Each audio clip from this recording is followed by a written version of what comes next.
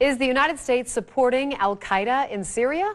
Reality Check looked at a report by Reuters last week that indicates the answer is yes. So why did an Irish journalist claim that Ben was supporting propaganda in support of Syria's leader? Ben has the reality check you won't see anywhere else.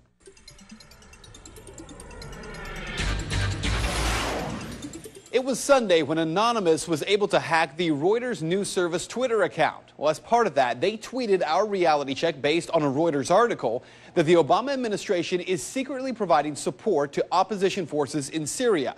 Here's a clip from that report. But the big question here that no one is asking, who are these rebels that the U.S. is supporting? Well, buried at the bottom of that Reuters article, quote, recent news reports from the region have suggested that the influence and numbers of Islamist militants, some of them connected to al-Qaeda or its affiliates, have been growing among Assad's opponents. In response, a pro-opposition reporter from the Irish Times Online, Mary Fitzgerald, called our story pro-Assad propaganda. So is that true? Are we shilling for Assad? Well, maybe we're just shilling for the truth. Fact number one. There is no question that al-Qaeda fighters are part of the opposition forces attempting to overthrow Syria's government. From the New York Times, July 25th. One Qaeda operative, a 56-year-old known as Abu Thuha, who lives near Kirkuk in Iraq, spoke to an Iraqi reporter from the New York Times on Tuesday. Quote, we have experience now fighting the Americans and more experience now with the Syrian revolution, he said. Our big hope is to form a Syrian Iraqi Islamic State for all Muslims and then announce our war against Iran and Israel and free Palestine. Well, we already know that much of the opposition in Libya to overthrow Gaddafi were al-Qaeda fighters. But if we look at history, none of this is anything new. Fact number two, the creation of al-Qaeda wasn't Islamic fundamentalism. It was the CIA. The Mujahideen was created by the CIA to cause problems for the Soviets. You might say that's crazy talk, right? Here's Secretary of State Hillary Clinton. To be fair, we had helped to create the problem we're now fighting. How?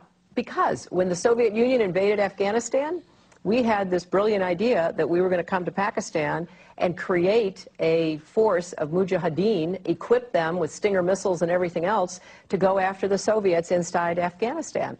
So it's not a conspiracy theory, it's history. And it's history that's being repeated in Libya and now in Syria. But there is a bigger problem here, one that every American should be questioning.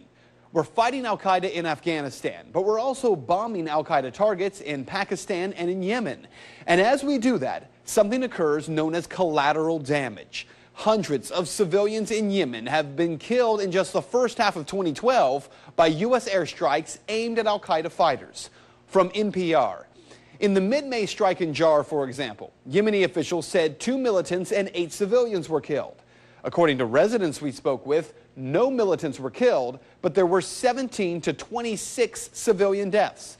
That was just one of more than 40 documented strikes this year alone. By the way, in that picture right there, that boy is 15 years old, and he was wounded while watching his father and brother die in one of those airstrikes. So what you need to know tonight is heavy. Our government is bombing sites around the world in an ongoing war with al-Qaeda. In Iraq, where al-Qaeda had no presence before the U.S. war, al-Qaeda is now thriving. The same al-Qaeda, yes, created by the U.S. government in order to harm the Soviets. And today, at least 13,000 civilians in Afghanistan are dead as a result of that war with al-Qaeda. So with all respect to Ms. Fitzgerald from the Irish Times, this is not propaganda. Rather, it is the question that every American should be demanding answers on from Congress and from this president. Why are we giving al-Qaeda fighters money and weapons to overthrow yet another government in the Middle East? Today, our government claims they're freeing the people of Syria. Tomorrow, if history tells us anything, we will be killing and wounding civilians in airstrikes and then referring to them as collateral damage in a war with an enemy who we brought to power. And that is Reality Check. If you'd like to make your voice heard on the story, head over to Ben's Facebook page. Find it by searching Ben Swan.